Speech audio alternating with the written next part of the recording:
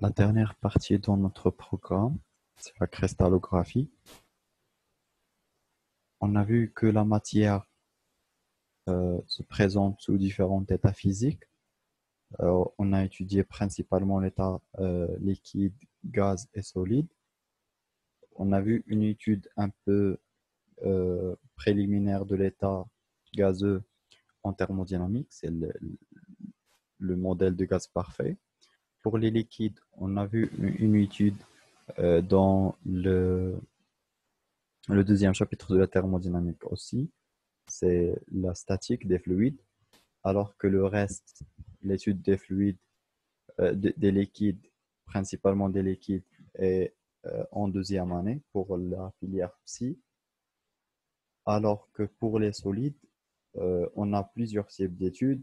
Euh, On va s'intéresser à une étude ici qui est la cristallographie.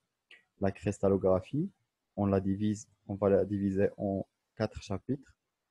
Le premier chapitre, c'est juste une introduction pour savoir le jargon qu'on utilise, c'est-à-dire les mots-clés qu'on utilise, les paramètres qu'on calcule et savoir qu'est-ce que la cristallographie. Lorsqu'on étudie les solides, on remarque qu'on a trois types de solides. On a les solides cristallins qui ont des formes, des arrangements de particules ordonnés. On a des solides amorphes dont l'arrangement est très aléatoire. Et on a des solides semi-cristallins, c'est-à-dire qu'ils contiennent des parties ordonnées et des parties dont l'arrangement est aléatoire. Par exemple, pour les solides cristallins, on a les sels, on a les métaux, on a la glace, le diode, le carboglace, c'est-à-dire CO2 solide. On a plusieurs types de solides cristallins. Alors que pour les solides amorphes, on a l'exemple le plus classique, c'est le verre. Le verre qu'on utilise, c'est généralement une structure amorphe. Alors que on a aussi les polymères, dont on a une partie qui est amorphe et une partie qui est semi-cristallin. Les polymères sont des molécules qui sont très lents. On a des chaînes de molécules très lents, généralement molécules organiques, c'est-à-dire contient du carbone. Une chaîne carbonée très lente. Et cette chaîne forme des structures comme ceci, amorphes ou semi-cristallines. Pour connaître est-ce qu'on a un solide amorphe ou un solide cristallin, on regarde la manière de passage du liquide vers le solide. Généralement, si on passe euh, du liquide vers le solide doucement, avec une diminution de température progressive, on obtient un solide cristallin. Alors que si la diminution de la température euh, est faite vite et rapide, on aura généralement des structures semi-cristallines et des fois amorphes. Car si la diminution de la température est très vite, la- les molécules n'ont pas assez de temps pour avoir un arrangement ordonné. Pour étudier ces cristallins, il faut principalement savoir quelle est la nature des liaisons qu'on a ici entre les molécules ou les atomes. On a vu que en atomistique, on a vu le premier type de liaison, c'est les liaisons covalentes. Les liaisons covalentes se, euh, se forment par un partage d'électrons, c'est-à-dire chaque atome donne un électron pour former une liaison. Et on a des liaisons simples, doubles, triples, et ces liaisons-là sont covalentes.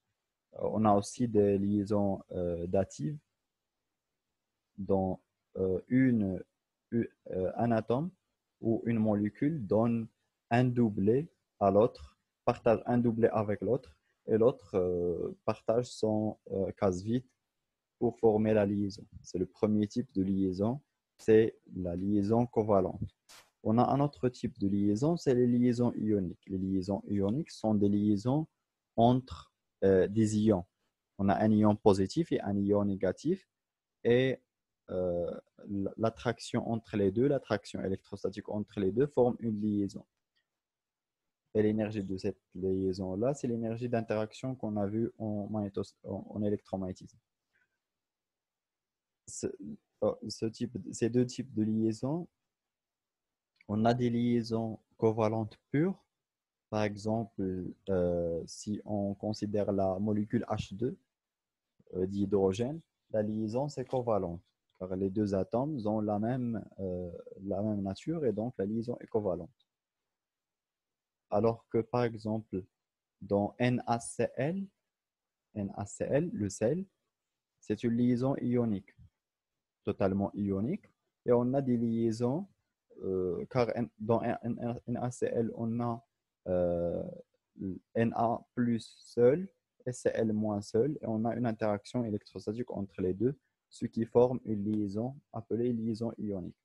On a aussi des molécules qui ont un critère intermédiaire entre les deux.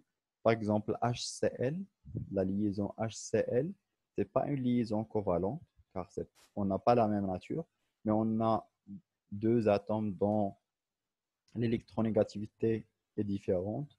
Donc, on obtient une charge partielle sur le Cl, une charge partielle négative sur Cl et une charge partiellement positive sur H. Et donc, on a une liaison covalente, mais il, est, euh, il a un pourcentage ionique aussi. Si le delta, la charge partielle qu'on peut calculer en utilisant le moment de la liaison, le moment dipolaire. Un autre type de liaison, c'est les liaisons moléculaires. Liaisons moléculaires, on a vu deux types dans l'atomistique. On a vu les liaisons de Van der Waals entre les dipôles permanents, dipôles permanents. On a vu des dipôles permanents, des pôles induits.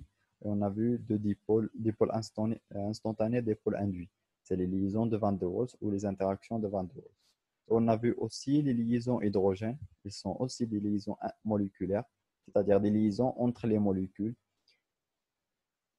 Et donc, on a vu maintenant trois types. On a les liaisons covalentes, les liaisons ioniques et les liaisons moléculaires. On a un autre type de liaison, c'est les liaisons métalliques. Dans on trouve les liaisons métalliques à l'intérieur d'un métal. Et à l'intérieur d'un métal, on a des cations métalliques, par exemple Fe. Si on a un corps pur constitué seulement de Fe, un corps solide, les cations Fe2+, ou Fe3+, est entouré par des cations, des électrons. Ce band d'électrons libres donne des interactions électrostatiques qu'on peut modéliser par des liaisons appelées des liaisons métalliques. C'est les liaisons entre les cations métalliques assurées par les électrons. La présence des électrons donne des interactions électrostatiques entre les particules, et ces interactions électrostatiques donnent des liaisons, peut être modélisées par des liaisons métalliques entre les cations. Pour ces différents types de liaisons, on associe des rayons. Si on considère un élément, cet élément-là peut former des liaisons covalentes. Par exemple, H2, il peut former des liaisons covalentes, il peut former des liaisons ioniques, des liaisons moléculaires et des liaisons métalliques. Chaque liaison est associée à un rayon. On a le premier rayon, c'est le rayon qu'on a étudié en atomistique, c'est le rayon atomique, c'est-à-dire le rayon de l'atome seul. Si l'atome est isolé, la distance moyenne entre le centre du noyau et l'extrémité de la couche remplie, la couche de valence, c'est le rayon métallique, le rayon atomique. C'est le rayon atomique. On dit ici une distance moyenne car on n'a pas une extrémité très claire de la couche électronique, et donc on utilise le terme moyen. On a aussi des rayons ioniques. Un rayon ionique, c'est la même chose que le rayon métallique, c'est la même définition. Car si on veut obtenir un ion, il suffit d'enlever ou d'ajouter des électrons à l'atome considéré et on obtient un ion. Et le rayon de cet ion-là, c'est le rayon ionique. Par exemple, on a le rayon atomique de Cl, de chlore, et le rayon ionique, c'est le rayon de Cl-. De même pour Fe, le fer, on a un rayon atomique pour Fe et un rayon ionique, c'est le rayon de Fe2+, ou de Fe3+. On peut avoir plusieurs rayons ioniques.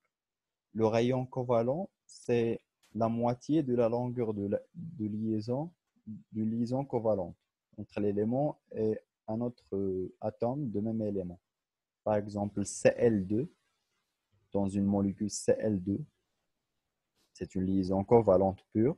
Et donc, on considère, on détermine la longueur de cette liaison et la moitié de cette liaison, c'est ce qu'on appelle le rayon covalent. Pour l'hydrogène, c'est la même chose. On prend la molécule H2 et on mesure la longueur de cette liaison et on divise cette longueur sur 2 et c'est le rayon covalent de l'hydrogène. Le rayon métallique, c'est la moitié de la distance entre deux cations reliés par une liaison métallique. C'est-à-dire, par exemple, pour Fe, on regarde dans un Fe solide et on mesure la distance entre deux cations, les deux cations les plus proches possibles, et la moitié de la distance entre ces deux cations qui sont en contact, c'est le rayon métallique. Alors que pour le dernier type de rayon, c'est le rayon de Van der Waals, c'est la moitié de la distance intermoléculaire minimale entre deux atomes identiques non liés. Par exemple, dans H2O, la distance entre l'hydrogène d'une molécule et l'autre hydrogène, et un hydrogène de l'autre molécule, c'est la liaison hydrogène, c'est la longueur. C'est la longueur qu'on divise sur 2 pour obtenir le rayon de Van der Waals de l'hydrogène. On a des remarques ici. La première remarque, c'est que la force de liaison, si la force de liaison augmente, sa longueur diminue. C'est-à-dire que si on dit que la liaison covalente est plus forte que la liaison ionique, et donc la longueur de la liaison ionique est plus faible que la longueur de liaison covalente. C'est en inverse. Ce n'est pas inversement proportionnel. C'est-à-dire l'énergie de liaison, ce n'est pas inversement proportionnel à la longueur. L'énergie de liaison, ce n'est pas égal à une constante sur L, sur la longueur de liaison. On a une relation comme ceci, mais on peut trouver L carré, L3, L à la puissance 6, comme dans les liaisons de Van der Waals. On a l'énergie de liaison, c'est en 1 sur L à la puissance 6. Donc, ce n'est pas inversement proportionnel. La liaison covalente est plus grande, son énergie. La liaison covalente, c'est la plus énergétique, c'est la plus forte. Puis la liaison ionique, puis la liaison métallique, et puis la liaison de Van der Waals. C'est l'ordre de diminution de l'énergie de liaison. Et l'évolution du rayon ionique d'un élément est similaire à l'évolution du rayon atomique. Le rayon atomique et le rayon ionique ont la même règle d'évolution, les mêmes règles d'évolution du rayon atomique. La cohésion d'un cristal, c'est-à-dire pourquoi les cristaux sont stables. On a principalement 4 types de cristaux. On a les cristaux métalliques. Par exemple, si on examine les métaux sont généralement des cristaux et la structure cristalline est stable à cause de liaisons métalliques. La cause de stabilité des cristaux métalliques, c'est les liaisons métalliques. De même pour les cristaux covalents, la stabilité de cristaux covalents, c'est les liaisons covalentes. Pour les liaisons ioniques, c'est les liaisons ioniques. Et pour les cristaux moléculaires, c'est les interactions ou les liaisons intermoléculaires entre les molécules. Maintenant, on va voir les bases de l'étude d'un cristal. On a dit qu'un cristal, c'est un solide dont l'arrangement est ordonné. L'arrangement des particules est ordonné. On va s'intéresser seulement aux cristaux parfaits. Parfait, c'est-à-dire on n'a pas de défaut, car généralement dans les cristaux réels, on a des défauts. Des défauts qu'on peut étudier, mais en programme, on a juste les cristaux parfaits. Les cristaux parfaits, les structures qu'on va voir et la géométrie est parfaite. C'est-à-dire, si on dit qu'un cristaux est cubique, donc c'est cubique parfait. On n'a pas des irrégularités dans le cube. Alors que les atomes ou les molécules qui occupent ce cristal-là, ce cristal, euh, sont toujours considérées des sphères dures. Des sphères dures, c'est-à-dire des sphères de rayons constantes et qui ne changent pas, qui ne se déforment pas. Alors qu'en réalité, les sphères se déforment et généralement, on n'a pas de sphères, on peut avoir d'autres formes. En cristallographie, on utilise un ensemble de notions et de mots. Le motif. Le motif, c'est la plus petite entité décernable et qui répète périodiquement par translation. Le motif peut être un atome, un ion ou une molécule, selon le cristal étudié. Par exemple, si on étudie un cristal de fer, le motif, c'est Fe2+. On peut avoir un motif de Fe2+, le cation, ou on peut avoir un motif, par exemple, de Fe3+. Le motif, c'est la plus petite entité qu'on trouve dans toutes qui se répètent par translation dans le cristal. Le nœud, c'est un point géométrique occupé par le motif. C'est la position de motif dans le cristal, c'est le nœud. Le réseau, c'est l'arrangement tridimensionnel des nœuds. L'ensemble des nœuds, c'est le réseau. C'est une notion géométrique, c'est-à-dire si on dit un réseau, il n'est pas occupé par les atomes. C'est juste la structure ou la géométrie ou la forme tridimensionnelle du cristal. On a aussi la maille. La maille, c'est l'ensemble de réseaux plus les motifs. Le réseau, c'est la forme géométrique du cristal. Les motifs, c'est la matière qui occupe ce cristal, les nœuds de ce cristal, de ce réseau. Et donc, on obtient la maille. Et la maille, c'est l'unité de ce cristal. C'est-à-dire, si on a un cristal et on le coupe en unités similaires, qui se répètent par translation dans toutes les directions, cette unité-là, c'est la maille. Cette maille-là peut être caractérisée par un ensemble de variables et le but de cristallographie, c'est d'étudier ces variables-là.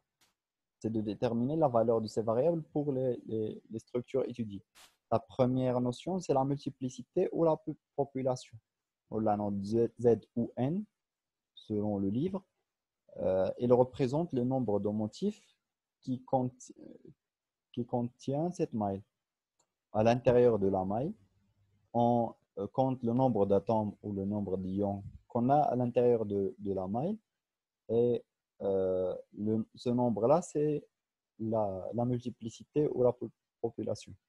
Il faut faire attention car la multiplicité, dans la multiplicité, on compte seulement les parties des motifs qui est à l'intérieur de la surface fermée. On va le voir dans la vidéo prochaine, dans la deuxième vidéo du cours. La deuxième chose, c'est la coordinance. La coordinance d'un atome, on fixe un atome et on regarde le nombre d'atomes ou de motifs les plus proches de cet atome-là. Le nombre de ces atomes-là ou de ces motifs, c'est la coordinance ou l'indice de coordination. C'est le nombre d'atomes ou de motifs les plus proches de cet atome-là. La masse volumique, c'est la masse sur le volume, c'est la masse de la maille sur le volume. Si on remplace la masse par N fois M, la quantité de matière fois la masse molaire, et on remplace la quantité de matière par N sur V, sur le Na, sur le nombre d'Avogadro, on obtient que le N qu'on a ici, c'est la multiplicité. Car N qu'on a ici, c'est le nombre de particules, de molécules qu'on a à l'intérieur de la maille. Et le nombre de particules qu'on a à l'intérieur de la maille, c'est la population ou la multiplicité. C'est N ou on peut le noter Z. Et donc, il suffit de déterminer Z et le volume de la maille pour connaître ρ. Et inversement, si on connaît ρ et on connaît le volume de la maille, on peut déterminer Z.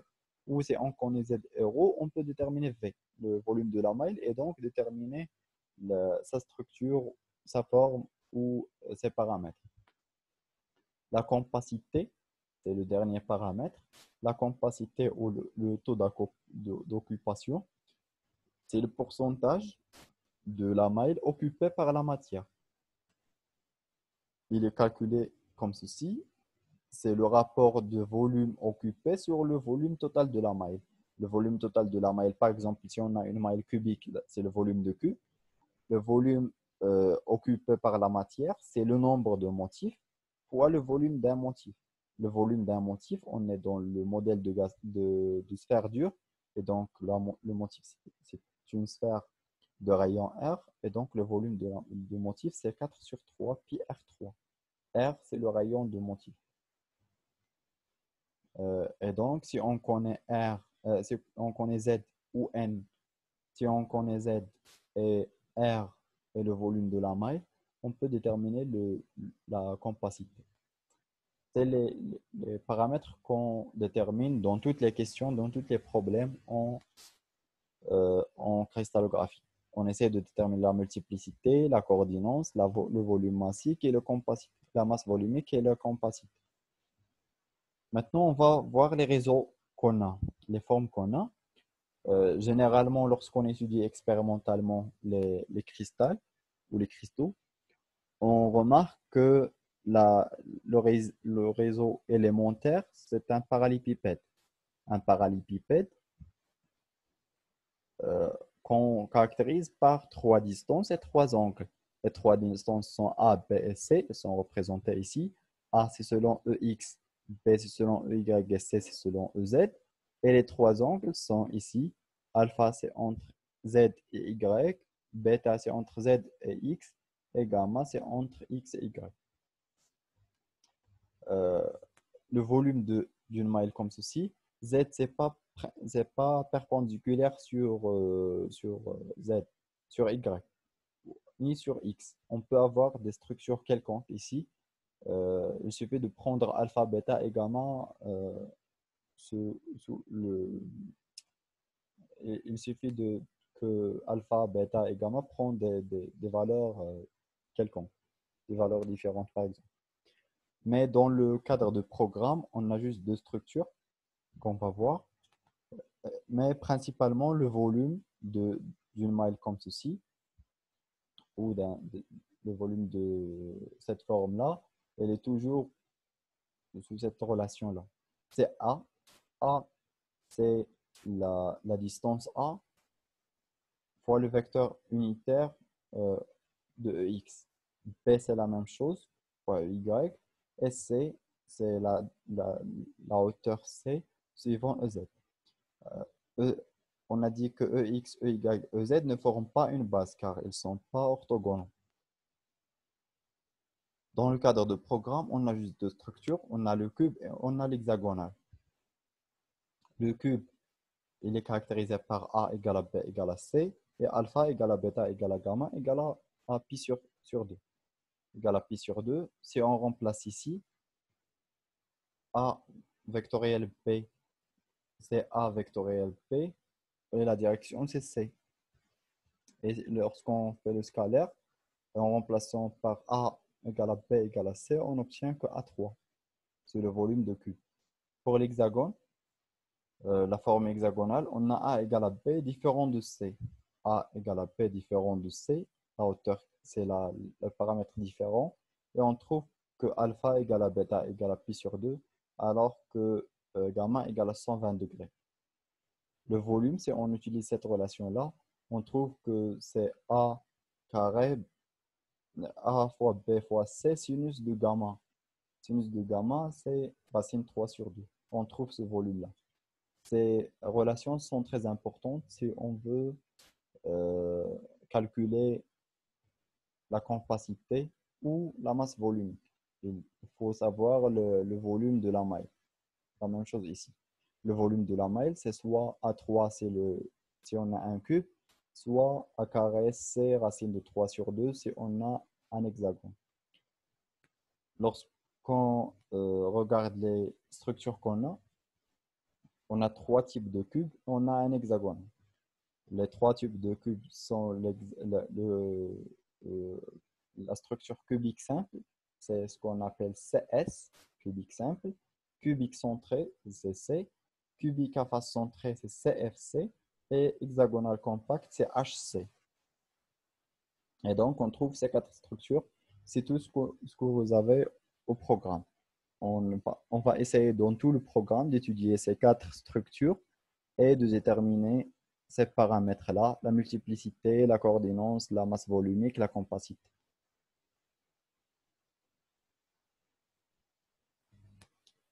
Il faut mentionner une chose ici, c'est que certains cristaux, certains cristaux euh, n'ont pas une seule forme. C'est-à-dire, il peut avoir une forme à une température et lorsqu'on change la température, il change de forme. L'ensemble des formes associées à un seul élément, c'est ce qu'on appelle variété allotropique. Variété allotropique, on a parlé sur la variété allotropique dans l'avant-dernier chapitre de la thermodynamique sur les changements d'état. On a vu que l'état solide présente plusieurs variétés allotropiques dans certains cas, ou formes allotropiques. Les variétés allotropiques ou les formes allotropiques, c'est l'ensemble des structures cristallines associées à un seul élément. Par exemple, si on étudie le fer pur existe sous différentes formes allotropiques. On a le fer alpha à température ambiante jusqu'à cette température-là présente un cubique centré, alors qu'on a le fer gamma qui est stable dans cet intervalle de température. Il a une structure cubique à face centrée. Donc, selon la température, le fer peut être CC ou CFC. Dans la vidéo suivante, on va voir les exemples d'application de ceci dans deux structures. On va commencer seulement par la structure cubique simple et la cubique centrée.